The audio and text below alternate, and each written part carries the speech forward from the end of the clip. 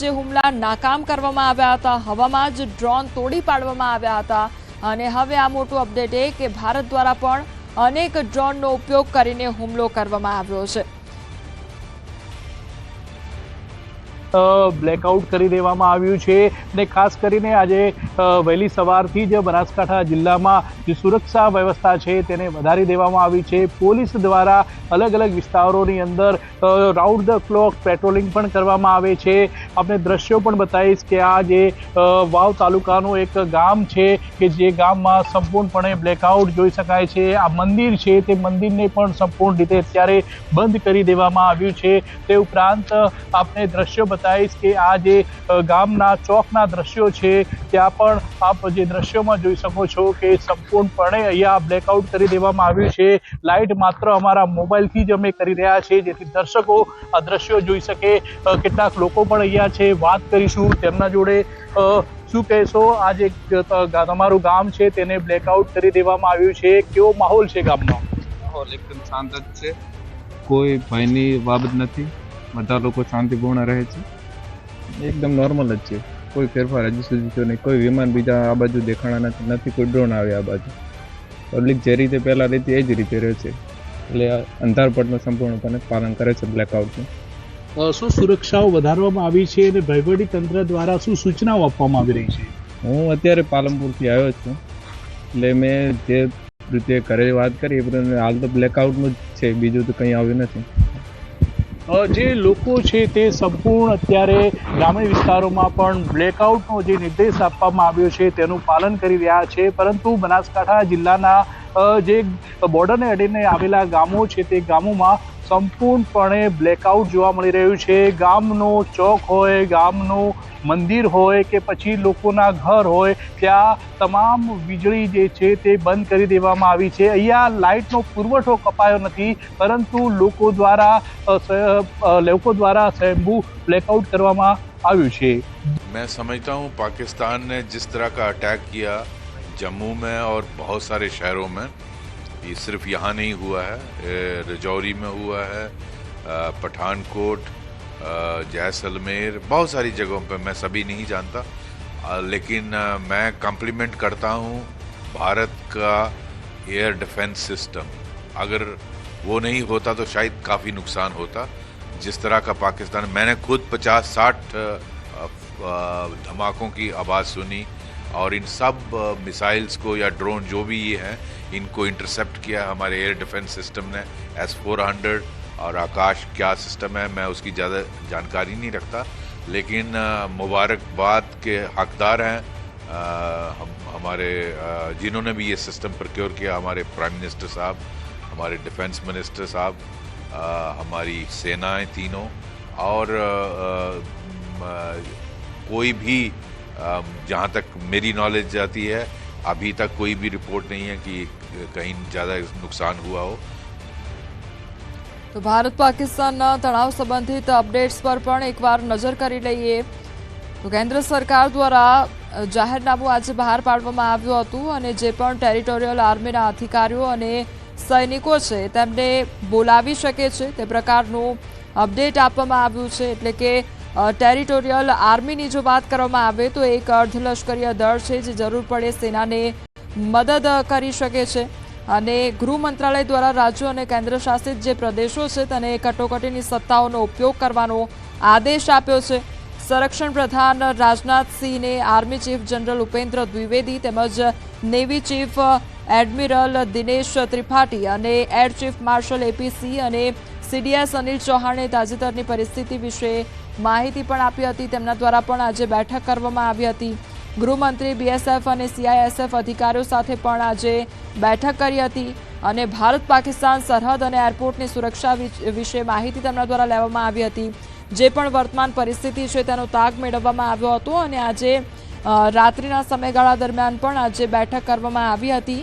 ગૃહ રાજ્યમંત્રી હર્ષ સંઘવી દ્વારા બેઠક કરવામાં આવી હતી અને જે વર્તમાન પરિસ્થિતિની સમીક્ષા છે તે કરવામાં આવી હતી। આ સાથે જે સરહદીય વિસ્તાર છે ત્યાં આગળ બ્લેકઆઉટ કરવામાં આવ્યું છે તો હવે આગામી સમયમાં જ્યાં સુધી કોઈપણ પ્રકારની સૂચના ન આપવામાં આવે ત્યાં સુધી આ બ્લેકઆઉટ યથાવત રહેશે। એટલે તે જે વિસ્તાર છે, જે સરહદીય વિસ્તાર છે, ત્યાં આગળ કયા પ્રકારે સાવચેતી રાખવી અથવા તો લોકોને કયા પ્રકારે અપીલ કરવી, લોકોને કેવી રીતે સમજાવવા, તેનું પણ ખાસ ધ્યાન રાખવામાં આવશે. એટલે તેને લઈને પણ આજે રાત્રિના સમયગાળા દરમિયાન ફરી એકવાર સમીક્ષા બેઠક યોજાઈ હતી. હવે પાકિસ્તાની સેના છેલ્લા 3 દિવસથી જે LOC પર સતત ગોળીબાર કરી રહ્યું છે અને સતત ડ્રોન હુમલા કરવામાં આવી રહ્યા છે, તેને આપણે નાકામ કરી રહ્યા છે. વડાપ્રધાન નરેન્દ્ર મોદીએ તેમના નિવાસસ્થાને આજે 3 સેનાના જે પૂર્વ વડાઓ છે તેમની સાથે પણ આજે બેઠક કરી હતી. 1.5 કલાક સુધી બેઠક કરી હતી અને મહત્વપૂર્ણ મુદ્દાઓ પર ચર્ચા કરવામાં આવી. આવતીકાલે પણ એક મહત્વની બેઠક જે રક્ષામંત્રી દ્વારા કરવામાં આવશે. 3 સેનાના જે પ્રમુખો છે તેમની સાથે કરવામાં આવશે. આ સાથે બ્લેકઆઉટની જો વાત કરવામાં આવે તો સરહદીય વિસ્તારો છે ત્યાં આગળ બ્લેકઆઉટ કરવામાં આવ્યા છે, કારણ કે સામાન્ય નાગરિકો જે છે તેમને ટાર્ગેટ કરવામાં આવી રહ્યા છે અને કોઈ પણ પ્રકારનું નિશાન ન સાધી શકે અથવા તો ક્લિયર એક વિઝન ન પ્રાપ્ત થાય તેના માટે આ બ્લેકઆઉટ કરવામાં આવતું હોય છે, અંધારપટ કરવામાં આવતું હોય છે. પરંતુ અત્યારે સૌથી મોટું અપડેટ એ પણ સામે આવ્યું કે જે પાકિસ્તાન દ્વારા ડ્રોન હુમલા કરવામાં આવી રહ્યા હતા તેના પ્રયાસોના જવાબમાં ભારતીય સેના દ્વારા પણ જમ્મુ સેક્ટરમાં તેની મજબૂત કાર્યવાહી કરવામાં આવી અને જડબાતોડ જવાબ આપવામાં આવ્યો છે અને ભારત દ્વારા પણ અનેક ડ્રોનનો ઉપયોગ કરીને હુમલો કરવામાં આવ્યો. હવે રક્ષામંત્રી રાજનાથસિંહ આવતીકાલે સમીક્ષા બેઠક યોજશે અને તેમાં 3 સેનાના વડા હાજર રહેશે અને અનેક મુદ્દાઓ પર ચર્ચા કરવામાં આવશે કે આગામી સમયમાં કયા પ્રકારે હવે પગલાં ભરવામાં આવે અને આગામી સમયમાં કયા પ્રકારે ટાર્ગેટ નક્કી કરવામાં આવે તે પણ નક્કી કરવામાં આવશે. આ તરફ ડોનાલ્ડ ટ્રમ્પની વાત કરવામાં આવે તો તેમના દ્વારા પણ એક નિવેદન આપવામાં આવ્યું છે કે જે પણ અત્યારે પરિસ્થિતિ ચાલી રહી છે, તણાવભરી પરિસ્થિતિ, તે જલ્દીથી જલ્દી ખતમ થાય તે પ્રકારનું નિવેદન આપવામાં આવ્યું છે. કાશ્મીર ઘાટીમાં સાંજના સમયગાળા દરમિયાનથી જ બ્લેકઆઉટ કરી દેવામાં આવ્યું હતું. કેટલીક જગ્યાઓ પર સાયરન પણ સાંભળવા મળ્યા હતા અને જમ્મુમાં જે પણ હુમલાઓ થયા છે ત્યારબાદથી જ બ્લેકઆઉટ લાદવામાં આવ્યું હતું, જેના કારણે સ્થાનિક લોકોમાં ક્યાંક ગભરાટનો માહોલ પણ જોવા મળ્યો હતો અને લોકોને સતત અપીલ કરવામાં આવી રહી છે. જ્યાં આગળ સંવેદનશીલ વિસ્તારો છે, જમ્મુ કાશ્મીરની વાત કરવામાં આવે, પૂંછની વાત કરી લઈએ, પંજાબની વાત કરી લઈએ, ત્યાં આગળ લોકોને ઘરમાં રહેવા માટે જ અપીલ કરવામાં આવી રહી છે અને ઘરની બહાર ન નીકળે તેવું કહેવામાં આવી રહ્યું છે. લાઇટો બંધ કરવા માટે લોકોને વિનંતી કરવામાં આવી રહી છે અને બેક ટુ બેક આજે ઉચ્ચ સ્તરીય જે બેઠકો છે તે ચાલી રહી છે. એટલે ખૂબ જ મહત્વની બેઠકો આજે થઈ રહી છે અને આગામી સમયમાં મહત્વના નિર્ણયો પણ લેવામાં આવી શકે છે. ગુજરાતની વાત કરી લઈએ તો ગુજરાતના જે બનાસકાંઠાના 24 સરહદીય ગામો છે ત્યાં આગળ બ્લેકઆઉટ કરવામાં આવ્યું હતું અને આગામી સમયમાં જ્યાં સુધી સૂચના ન મળે ત્યાં સુધી આ બ્લેકઆઉટ લાદવામાં આવશે. તમામ જે નાગરિકો છે તેમને અફવાઓથી દૂર રહેવા માટે અપીલ પણ કરવામાં આવી છે. કોઈપણ પ્રકારની ખોટી માહિતી જો મળે છે તો તેના પર વિશ્વાસ ન કરવો જોઈએ. જો પણ કોઈપણ પ્રકારના જે સોશિયલ મીડિયા પ્લેટફોર્મ્સ છે ત્યાં આગળ જે વાયરલ કોન્ટેન્ટ હોતું હોય છે, જે વિડીયોઝ શેર કરવામાં આવતા હોય છે, જે ખોટા હોય છે તેના ઉપર વિશ્વાસ ન કરવો જોઈએ અને આ પ્રકારની જો ભ્રામિક વાતો ફેલાવવામાં આવશે અથવા તો તે પ્રકારના ખોટા વિડીયો શેર કરવામાં આવશે તો તેને લઈને પણ કાર્યવાહી થઈ શકે છે. આજે 4 જેટલી FIR પણ નોંધવામાં આવી છે. એટલે તે બાબતો પણ તમામ જે નાગરિકો છે તેણે ધ્યાનમાં રાખવી જોઈએ કે ખોટી બાબતો ઉપર વિશ્વાસ પણ ન કરવો જોઈએ અને ખોટી અને ભ્રામિક જે વાતો છે તેને ફેલાવવી પણ ન જોઈએ. અફવા ઉપર કોઈપણ પ્રકારનું ધ્યાન ન આપવું તેવી પણ તંત્ર તરફથી સતત અપીલ કરવામાં આવી રહી છે. LOC નજીક રહેતા લોકોને બંકરોમાં ખસેડવામાં આવી રહ્યા છે કારણ કે તણાવભરી પરિસ્થિતિ છે અને લોકોને સુરક્ષિત સ્થળે ખસેડવામાં આવી રહ્યા છે. સ્થળાંતર લોકોનું કરવામાં આવી રહ્યું છે. LOC નજીક રહેતા જે હજારો લોકો છે તેમને બંકરો અથવા તો અન્ય સ્થળોએ ખસેડવામાં આવ્યા છે. તો પાકિસ્તાને જે સામાન્ય નાગરિકોને ટાર્ગેટ કરવામાં આવી રહ્યો છે અને ત્યાં આગળ ગોળીબાર કરવામાં આવી રહ્યો છે તેને લઈને લોકોને સુરક્ષિત સ્થળે ખસેડવામાં આવી રહ્યા છે. બીજી તરફ પાકિસ્તાન દ્વારા જે હવાઈ ક્ષેત્ર છે, જે હવાઈ અડ્ડા છે તે યથાવત રાખવામાં આવ્યા હતા, તે ચાલુ રાખવામાં આવ્યા હતા. તેને લઈને પણ ખૂબ જ આ શરમજનક કહી શકાય કારણ કે ભારત પર ડ્રોન હુમલા દરમિયાન પાકિસ્તાનના હવાઈ ક્ષેત્રમાં જે 11 પેસેન્જર ફ્લાઇટ છે તે ઉડાન ભરી રહી હતી જેથી ભારત બદલો ન લે. એટલે એ પણ ખૂબ જ જોવાલાયક બાબત છે. આ તરફ કચ્છની વાત કરવામાં આવે તો કચ્છમાં પાકિસ્તાન દ્વારા નાકામ પ્રયાસો કરવામાં આવ્યા, પરંતુ હવામાં જ તેમના ડ્રોન તોડી પાડવામાં આવ્યા છે.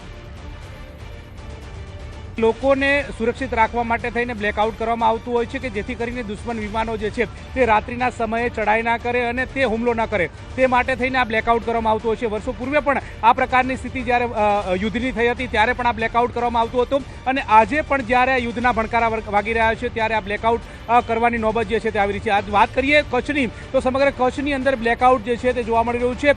અત્યારે હાલ તમે આ ભુજના દ્રશ્યો જોઈ રહ્યા છો કે ભુજ સદંતર બ્લેકઆઉટના અંતર્ગત ફેરવાઈ ચૂક્યું છે. એટલે કે ભુજની અંદર તમને એક પણ તણખલું લાઇટનું કે કોઈ પણ જગ્યાએ લાઇટ થતી હોય તો દેખાતું નથી. રોડ રસ્તા ઉપરથી જે વાહનો પસાર થઈ રહ્યા છે તેની લાઇટ જોવા મળી રહી છે, પરંતુ તેની લાઇટ પણ આગળ જઈ અને બંધ કરી દેવામાં આવે છે.